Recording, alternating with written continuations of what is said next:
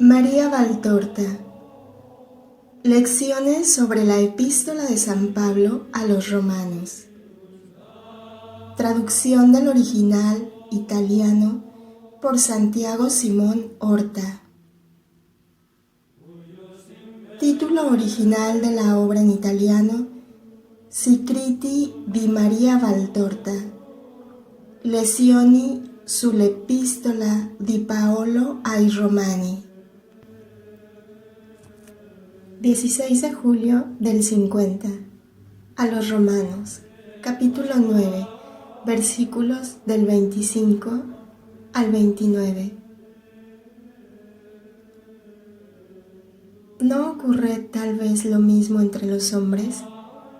Cuando un buen padre de familia, después de haber amado con un amor recto a sus hijos, haber trabajado para ellos, haberse agotado en darles un bienestar y desvelado por ellos para hacerles crecer sanos de cuerpo y de espíritu, llega a verse repudiado, abandonado o tal vez maltratado, explotado u otras cosas más por ellos, ¿no se vuelca acaso sus ansias de amar y de hacer el bien sobre cualquier pobre niño huérfano o hijo de nadie, que es la más triste de las orfandades, y lo toma adoptándole, destinando para él los bienes que los hijos de su sangre rechazaron? Y esto lo hace para amar y tener quien le ame. Así hace Dios Padre, así lo hizo. Desde el principio de la humanidad, amó Dios al hombre y de entre los hombres distinguió con particular amor a los antiguos justos, padres y patriarcas llenos de dignidad, de prudencia, de valor, de justicia y de todas las demás virtudes con las que agradaron a Dios, desde Enoc a Noé, desde Abraham a Isaac y Jacob, y más tarde al gran Moisés, caudillo y salvador del pueblo elegido, legislador por disposición de Dios que le confió la ley y sus disposiciones, a Aarón, primer sacerdote, a Josué, que llevó a término las órdenes dadas por Dios a Moisés acerca de la posesión de la tierra prometida, a los hijos del pueblo elegido, a los jueces, a los profetas y reyes. Cuánto amor prodigó Dios a su pueblo a través de estos más elegidos de entre los elegidos. Mas, por sentirse infinitamente amados, cayeron en el mismo pecado de Adán. Creyeron serles todo lícito. Tuvieron por inútil obedecer a Dios. No solo eso, osaron criticar las acciones de Dios y las juzgaron, ya inútiles, absurdas, satánicas y hasta imposibles, cuando Dios, el Padre desde el cielo y el Hijo sobre la tierra, más daba a entender la naturaleza de aquellos prodigios, de aquellas palabras, y más atestiguaba con esos mismos prodigios y con la sabiduría de aquellas palabras que aquello era de Dios. Tanto más juzgaba Israel como satánicos los prodigios, asegurando ser Satanás el que los realizaba, que eran blasfemias sus palabras y sacrilegios sus actos. Y Dios permitió el gesto que tuvo con los dos prevaricadores del Edén. Repudió a Israel y para tener un pueblo eligió a los gentiles. El Espíritu de Dios anunció por su profeta Oseas: vuestra madre, la sinagoga, no es ya mi mujer. No tendré compasión de sus hijos, porque son hijos de fornicación. Haré que terminen todas sus alegrías, sus fiestas, sus novilunios, sus sábados y todos sus días de fiesta. Y diré a aquel que no era mi pueblo, los gentiles: tú eres mi pueblo, y él me dirá: tú eres mi Dios. Y más todavía, profetizando cuán pocos del numeroso pueblo que ya era de Dios, del pueblo de él que es, del tiempo antiguo y del antiguo templo, habrían de hacerse del nuevo pueblo de Dios Jesús y del nuevo templo, se dijo. Los residuos de Jacob, los residuos, digo, o sea, los israelitas todavía justos como los de la estirpe directa y primigenia de Jacob, se convertirán al Dios fuerte. Y se dijo lo que expresa Pablo, refiriéndose a otros puntos de las profecías de Oseas y de Isaías. Y cuanto se dijo tuvo cumplimiento, y los que formaron su pueblo fueron los gentiles y unos pocos israelitas que supieron acoger a Cristo, llegando a ser por esto hijos de Dios. Hijos es mucho más que súbdito, porque a los súbditos no les es dado habitar en la casa real, mientras que a los hijos sí. Y los hijos de Dios, hermanos de Cristo, habitarán en la casa del Rey de los Reyes para siempre. 24 de julio del 50. A los Romanos, capítulo 9, versículos del 30 al 33. Si la arribada al reino de Dios, reino de amor, de justicia y de pureza, hubiérase circunscrito a los israelitas y a los hebreos de la diáspora, no habría resultado posible, al ser Jesús el hombre Dios, Rey universal y de infinito poder, el que toda la humanidad hubiera podido pretender, merecer y obtener el reino de Dios, primero en sí y junto a Dios después. Si esta llamada y derecho a heredar el reino hubieran quedado reducidos al solo pueblo hebreo, cosa que solo habría podido suceder gracias a un milagro fulgurante de Dios, capaz de desbaratar el errado mundo de ideas que tenazmente defendían los hebreos contra todo cuanto pudiera hacerlo caer y desaparecer.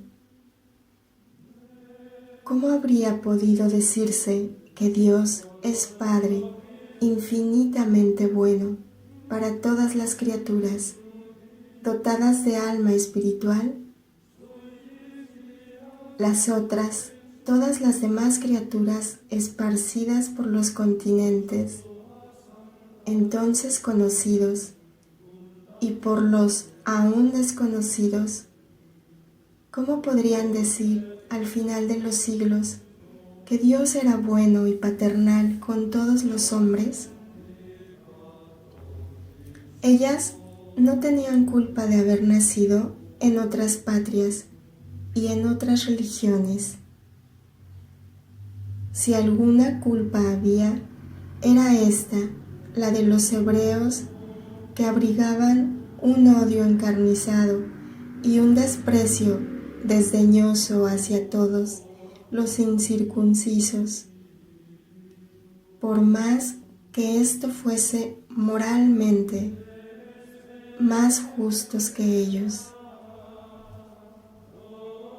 Debido a este desprecio injustificado y contrario al mandamiento del amor para con el prójimo, que no se limita a los compatriotas y correligionarios, jamás intentó Israel dar a conocer el verdadero Dios a los adoradores de múltiples dioses, como tampoco a aquellos paganos que por ser particularmente virtuosos presentían la existencia de un Dios verdadero, diferente a los falsos dioses, único, santo, creador, de modo muy distinto a como declaraban las místicas leyendas, tutor y moviente de todo el universo, llegando a levantar un altar al Dios desconocido y conservándolo allí durante siglos al objeto de invocarle, y sin un mandato expreso del Verbo encarnado, ir a evangelizar a todas las gentes, bautizándolas en el nombre del Padre, del Hijo y del Espíritu Santo, enseñándoles cuanto os he enseñado. Ni aun los mejores de Palestina, los elegidos, los amaestrados por él durante 3 años, con la palabra y con el ejemplo, hubieran removido las pesadas piedras de sus concepciones hebreicas que calificaban de abominación e impureza, cuanto no fuese Israel, mezclando en su desprecio a los samaritanos, a los fenicios, a los romanos y con cuantos no pertenecían a la sinagoga de Israel. Los hechos de los apóstoles dan testimonio de esta terca cerrazón y aversión aún entre los apóstoles. Jesús, el Maestro, que durante 3 años habíales explicado cómo su reino no era de este mundo, que había rechazado todas sus insinuaciones de hacerse rey, que habíales reprochado sus sueños de humana gloria, sueños que hicieron de uno de ellos su traidor por la desilusión de un delirio desvanecido, está para tornar al Padre. Y mientras, bendiciéndoles de nuevo, hállase a punto de dejarles, después que recibieran ya de él una vez el Espíritu Santo, para poder entender las cosas sobrenaturales y las espirituales, y así poder absorber comprendiéndolos los misterios del corazón y de la carne. Aún le preguntan: ¿es ahora cuando vas a reconstruir el reino de Israel? Aún no habían entendido. Tanto eran Israel antiguo que el Mesías era rey de un reino espiritual y eterno.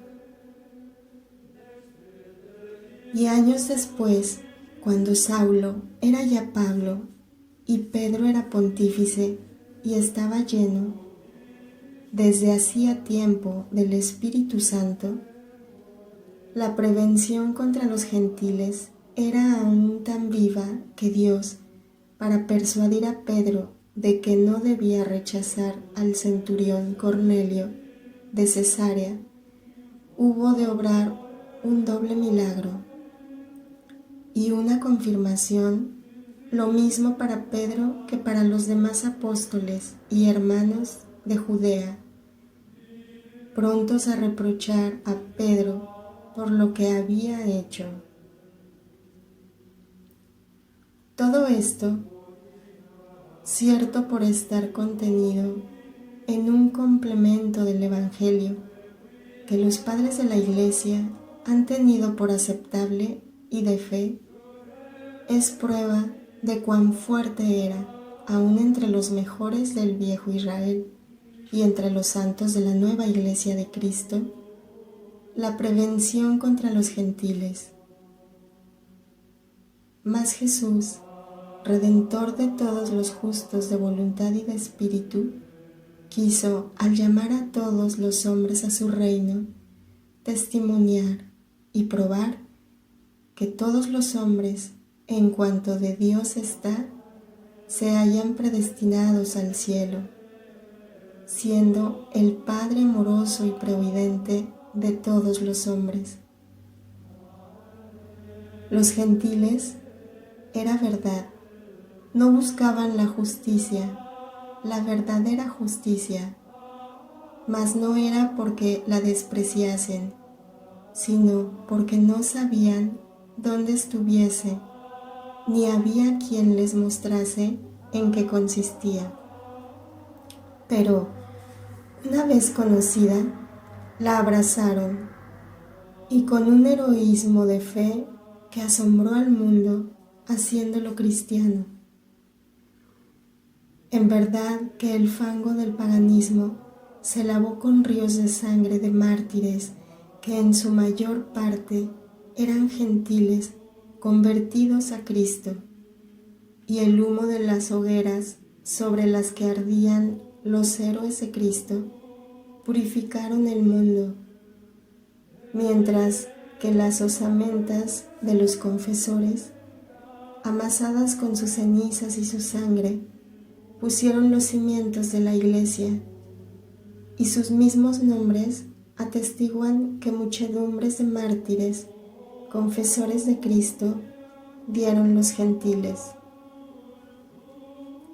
Como Jesús, al llamar a todos los hombres a su reino, viene a atestiguar cómo el reino fue predestinado a todos los hombres, habiéndoseles de dar a cuantos lo merecieran con su virtud, del mismo modo los gentiles, al elegir con espontánea buena voluntad querer formar parte de este reino de Dios, primero en sí y después en el cielo, dan testimonio de que cualquier hombre puede pertenecer a él con tal de que lo quiera, no habiéndose de tener para nada en cuenta su pasado.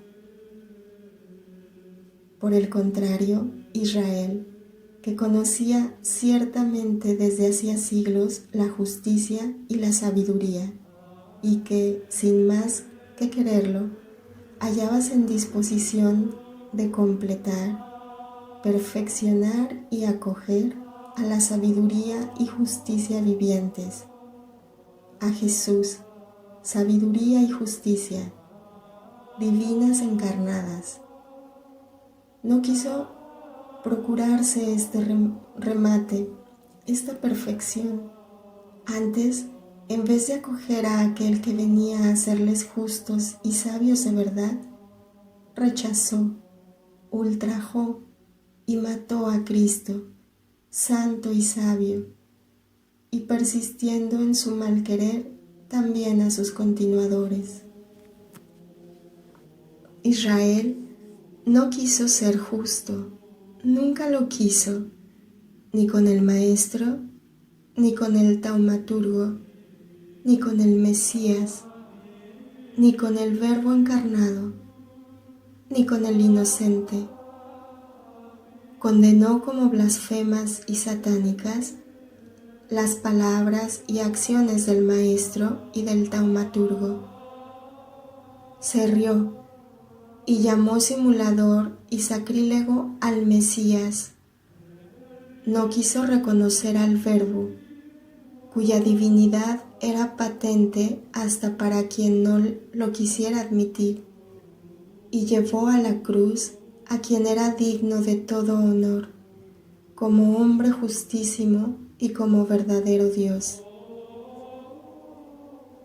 Así, siempre obra así el perpetuo Israel, esto es, la clase inmortal de fariseos y escribas con los justos, con los siervos de Dios, los elegidos de Dios, el enemigo de todo lo que es santidad y bien, enemigo de Dios y enemigo de los siervos de Dios.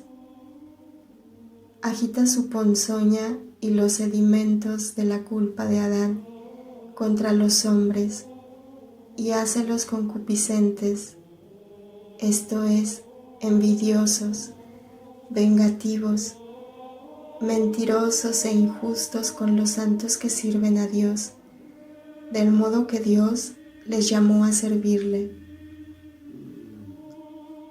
Israel, lo mismo que el antiguo, que el nuevo, tiene la letra de la justicia, mas no su espíritu. No la tuvo a lo largo de estos últimos 20 siglos, ni la tiene ahora. La letra, no, una balumba más bien de letras, los pesos, insoportables cargados sobre las espaldas de los pequeños, mientras que no los echa encima de los poderosos. Las cerraduras, puestas para hacer imposible a la gente entrar en el reino de los cielos.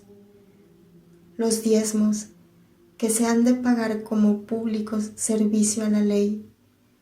Diezmos que no son pesados para los ricos, mientras que resultan un gravamen para los pobres, con los que no hay justicia ni caridad, o sea, las cosas más esenciales de la ley, y como justificación de la naturaleza, del egoísmo y de la avaricia, se le llama corbán, al denario que estaría mejor empleado en socorrer una miseria.